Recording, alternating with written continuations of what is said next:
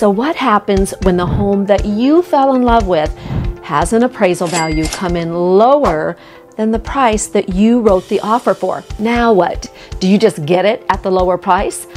Not always. And your money is absolutely on the line. So we should probably have a conversation about this. And in this video, I'm going to explain how the appraisal works and what you can do to help avoid having this issue, and if it happens, what you can do so that you have a better chance of getting it at that lower appraisal price without it coming out of your pocket.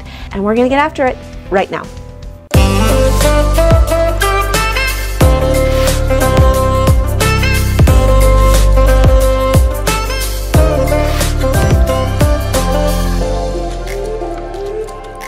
The important thing to understand here is knowing how the actual appraisal works. First of all, if you are getting a loan, it requires an appraisal.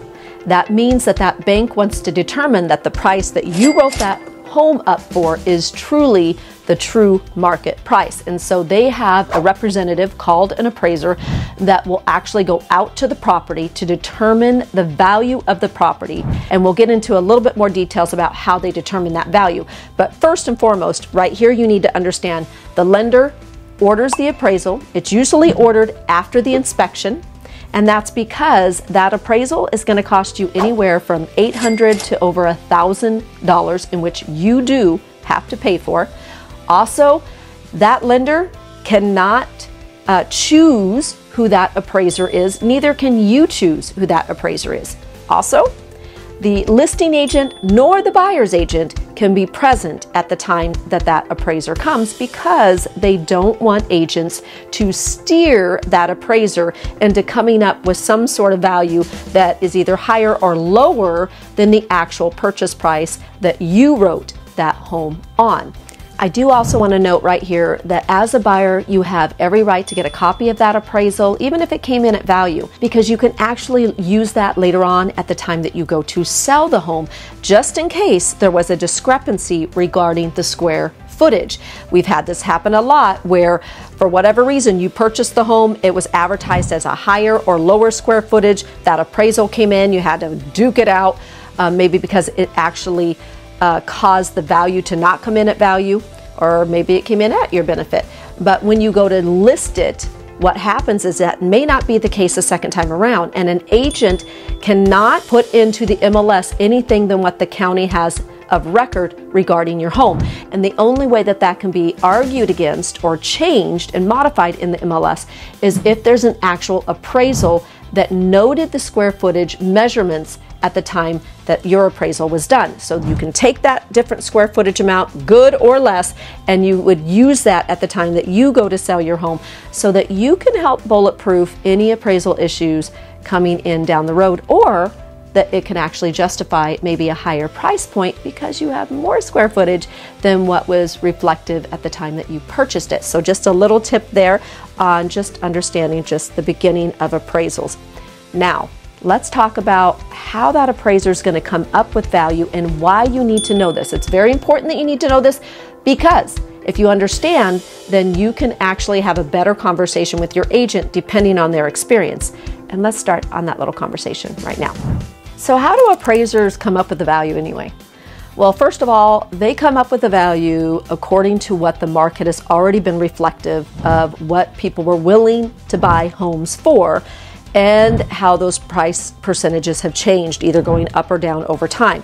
And so what they're going to do is they're going to take the subject property. They will go preferably within a 1 mile radius, unless it's in a rural area or there's limited inventory. Then they will go further out than a mile radius. And then from there, they're going to take active, pending, and sold. And they have to have 3 from each category to then compare to the property that you wrote an offer on.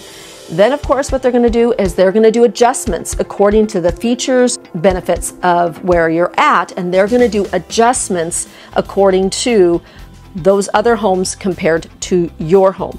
Now, just so that you know, on average, they will only go a max of maybe 100 to 200 square foot difference, depending on whether you get over 3,000 square feet or more, because sometimes it just kind of all becomes the same, or whether you're less than 3,000 square feet. And then they're just going to do adjustments. Was it a 3-car versus a 2-car? What was the age? They're going to note whether did it have different other things with the property, which brings me up to the next item here, which is what things actually cause issues with an appraisal, because they aren't always an apples to apples comparison, and it's always going to be subject to that appraiser. And let me tell you, I've had some things where I've had multiple appraisals done on the same property, and they have been way off from one appraiser to the other. So it's not as if they have a formula that they plug in and they get a certain percentage out. It's always going to be subjective to that appraiser. So let's talk about some of the things that cause appraisals to have issues. First of all, there are complexities to an appraisal. And even though that listing agent may have tried to find comparables to prove the value of certain complexities in a property, the appraiser is usually better versed at it. And so here are a few complexities that you need to know about, and maybe you should have a conversation with your agent about prior to writing the offer. Now, first of all, the appraiser, sometimes they have to determine value based off of the view. Sometimes it's going to be based off of acreage. Was that acreage all usable, or was it not usable?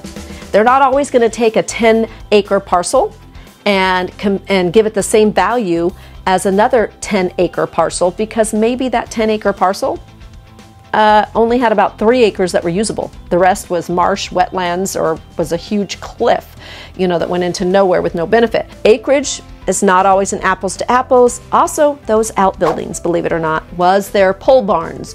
Or was there actually a stick-built shop that had electricity with a concrete floor? And how many ADUs did it have on the property? What were the size of those ADUs? All of those things help to determine the value of a property, and what a listing agent might have determined as giving that property value, that appraiser may not. And so a lot of times what happens is, well, it causes some problems. First and foremost, when these problems arise, that's what's going to come up after the appraisal comes in. So let's talk about the appraisal comes in. Now what? The appraisal came in and we have an appraisal gap.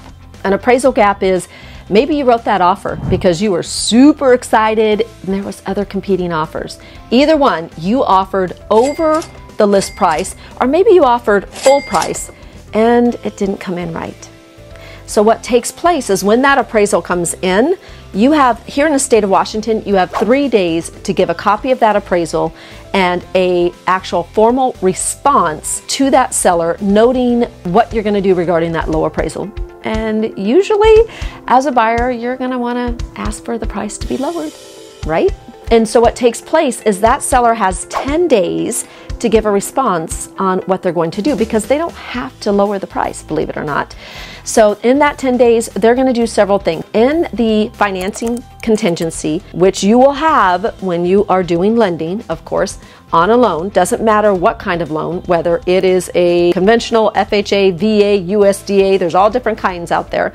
But that appraisal, when it comes in, that seller can say, I'm not going to lower my price. I'm not going to do it.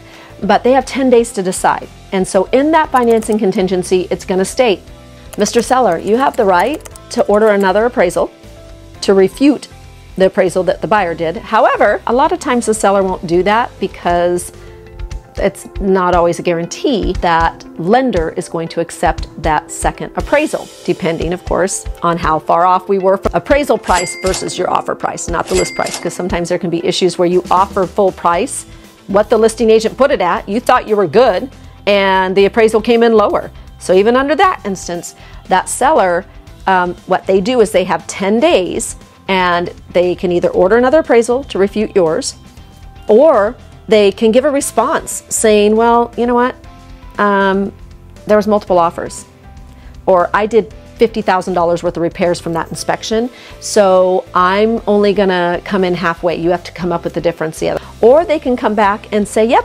I'll lower my price. Let's just get this done, which is absolutely what we want to hear, or they can actually come back and say, no, I'm not.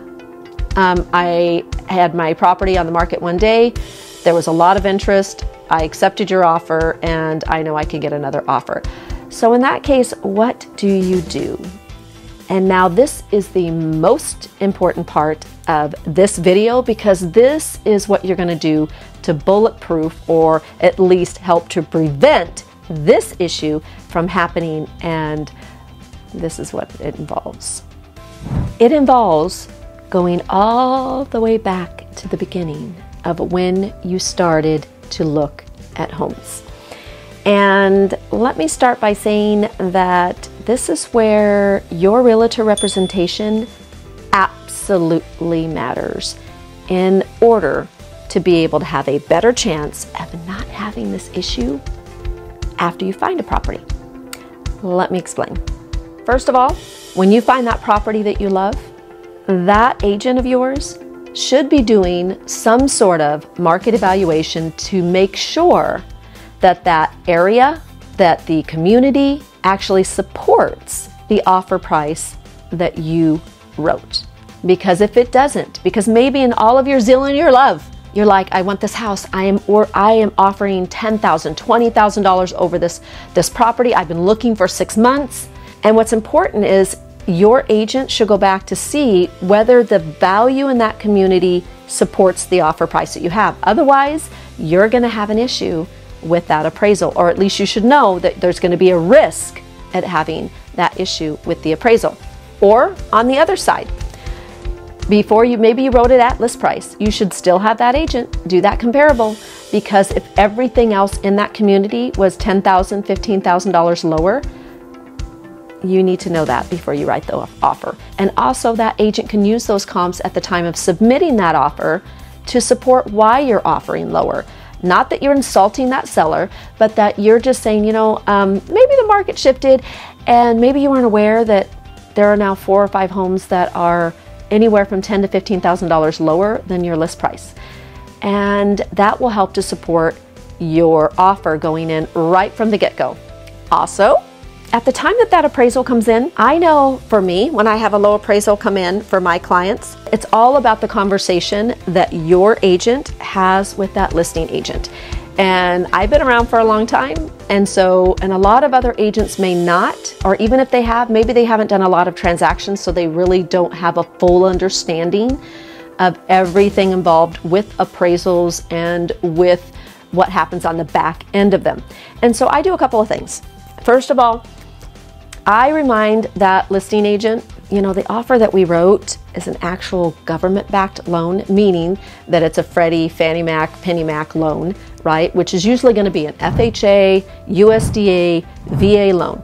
And the thing with those type of loans is that if the appraisal comes in lower than, that loan will stick to the property for a certain period of time. Now, each one is different, but it can stick to that property up to 6 months. So I remind this agent, like, hey, you know, I know we had a low appraisal and it really sucks. However, you know, that means any other government-backed loan that you get, this appraisal is going to be popping up on it. Can you kind of remind your seller of that? Because otherwise it's really going to lead that seller to, even if they want to stick to that price, to waiting for that conventional offer or that cash offer to come in. So I'll have that conversation with the listing agent, or I may have the conversation, maybe I did a conventional loan and it wasn't a government-backed loan. And so I will come back and I'll say, hey, listen, my buyer's been very, very committed. You know, we didn't ask for a lot of negotiations during the inspection, or hey, you know, we competed and we offered over, and thinking that, you know, that everything was going to be in place, and they really kind of overlooked a few other things. Remember this about the inspection and that about the inspection. Other buyers may not overlook that. And, you know, I will also remind them of the strengths of my client's offer. You know, hey, we can still get this deal closed in 2 weeks. Like, we wrote an offer, I wrote it that we can get it done in 3 weeks. Let's just get this done. Just tell your seller it's better to accept our offer, drop the price, than having it be put on the market, have to maybe wait 30 days to get an offer, maybe wait another 30 days to get it closed. Is that really what is going to be in the best interest of your seller? Can you just talk with them and just kind of remind them about that gently? And, you know, we just don't want to start all over. I know my buyer doesn't want to start all over, and I know that your seller doesn't want to start all over. And so having these simple conversations as a buyer's agent, in that buyer's agent role, with a listing agent that you may not know the experience of that listing agent, or even how much of a gut meter they have to be able to have those really frank and bold conversations with their sellers, is very important for you. You need to have a realtor that knows how to handle the negotiations when you have a low appraisal. And when you do this, you're not going to have an issue almost 95% of the times with a low appraisal, because everything would have been starting from the very beginning, from the time that you wrote the offer, and then if it happened to pop up, how to negotiate through the offer. So this is exactly what you do when a low appraisal comes in, so that you're not wasting money, you're not having the emotional upset of it all, because you have everything in place, you understand the process, and you have a great agent in place. Hopefully, like me out there are other great agents like myself.